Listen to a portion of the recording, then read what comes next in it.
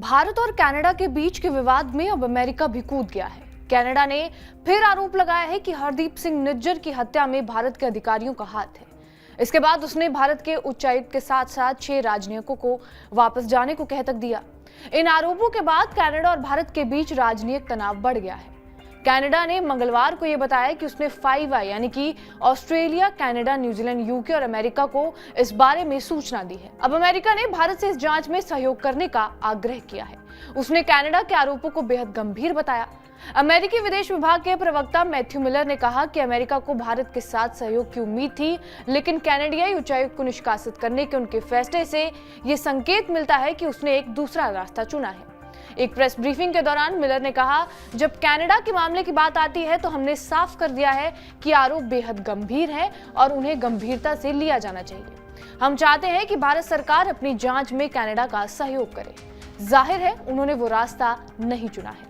Canada ने भारत की सरकार, उसके अधिकारियों और खुफिया एजेंसी रॉ पर कनाडियाई नागरिकों की हत्या कराने का आरोप लगाया। इन आरोपों के बाद भारत और कनाडा के बीच का राजनीतिक तनाव सोमवार को तब और भी ज्यादा बढ़ गया जब भारत ने अपने उच्चायुक्त के साथ साथ 6 राजनयिकों को वापस बुलाने की घोषणा कर डाली। इसके अलावा कनाडा के 6 राजनयिकों को बाहर कर दिया गया।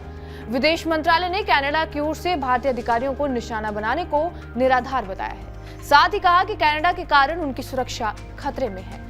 मिलर ने यह भी साफ कहा कि हाल ही के महीनों में भारत के साथ सीनियर मोस्ट लेवल पर बातचीत चल रही थी। उन्होंने कहा कि तनाव के बावजूद अमेरिका अभी भी भारत को एक महत्वपूर्ण पार्टनर के रूप में देखता है, खास तौर से एक स्वतंत्र और खुले हिंद प्रशांत क्षेत्र पर दोनों देशों का एक साझा दृष्टिकोण है।